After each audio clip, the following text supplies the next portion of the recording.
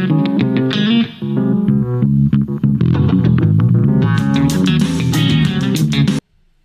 right, we're back with another episode of It's That Easy. And guess what? We had some awesome playoff games yesterday.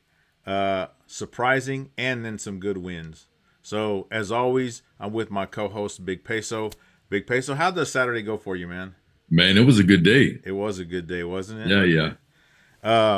All right, man, let's jump into these games real quick. If you're watching, like the videos. If you feel so inclined, go ahead and subscribe to it. It'd be great to have you on there.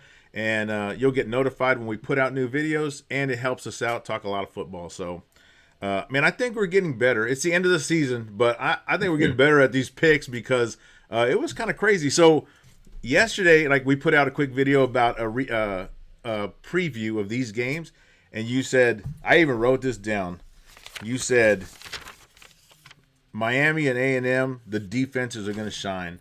And, man, that was not an understatement. Going into, like, into the third quarter? It was going into the fourth quarter, it was 3-0. Yeah, it was crap. Jeez, I kept watching, expecting a little more, and I kept getting disappointed at the end of every quarter. Yeah. Man, that was a shame. I liked it.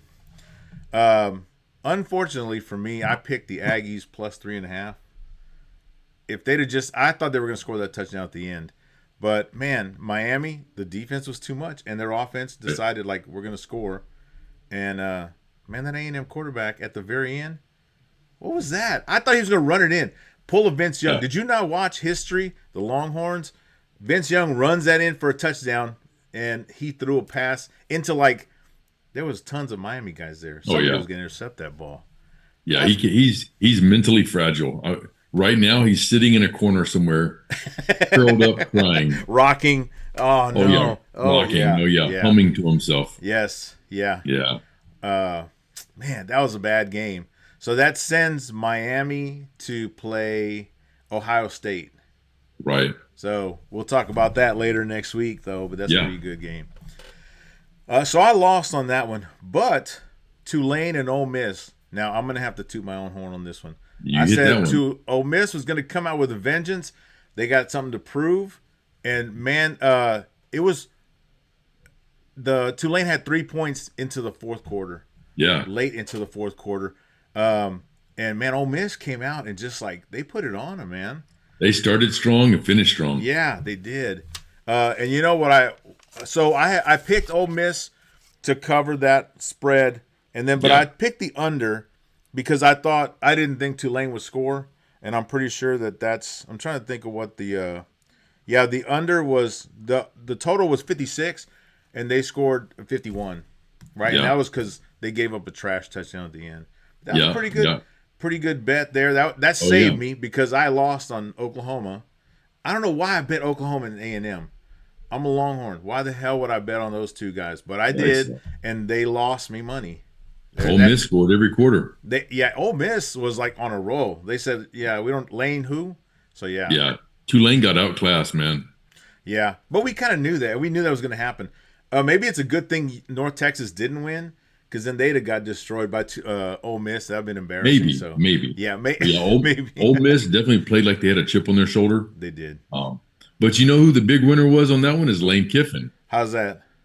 Because he gets, I think it was 150 grand if they make it to the first round of the playoffs. Gotcha. And if they make it to the second round, he gets 250 grand. Wow. Okay. So he's sitting there right now laughing, man. He's got 400,000.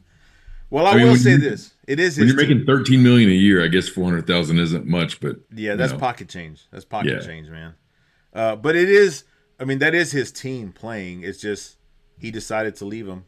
He went out for bread one day and decided not to come back. So it's going to be interesting to see what kind of relationship Lane keeps with the coaches that he took to LSU. Yeah. Because they're going to stick around and coach one more round of the playoffs, it looks like.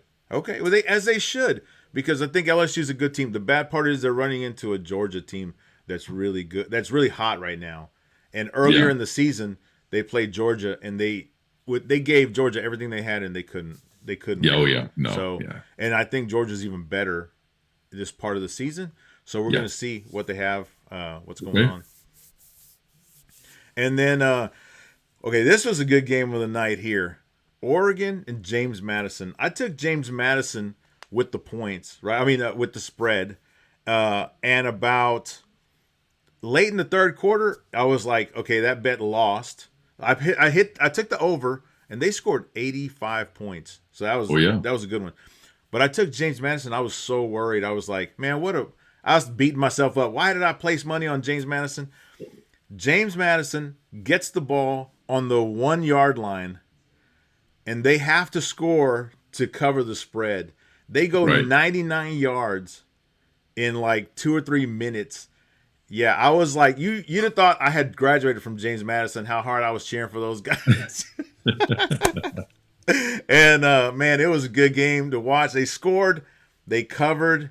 I was so excited. And I was like, all right, that covered me for the weekend getting into the NFL. So, yeah. Yeah, Oregon was up 34-6 at halftime. Yeah. And they pumped the brakes. I mean, people in the stands were even like they were yelling at the coaches. They were yelling at the team. Yep. Hey, let's put in some backups. Let's get our starters out. Yeah. It was kind of interesting to hear and kind of read their lips what they were yelling. And they were right. I mean, time to get ready for the next round. Yep. So, yeah. But thank goodness. Yeah.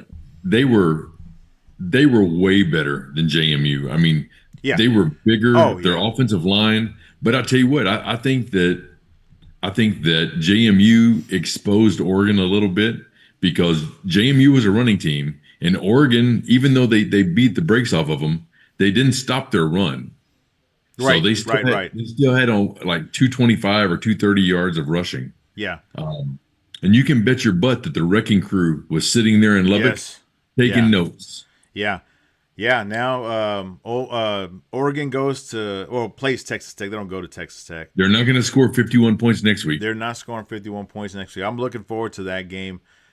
Speaking of the run, that kid from James Madison, he's the one, I think they were on the 50, maybe the 45-yard line of their own. He broke through, ran it to the 1 yard line. Boy, I was like, thank God.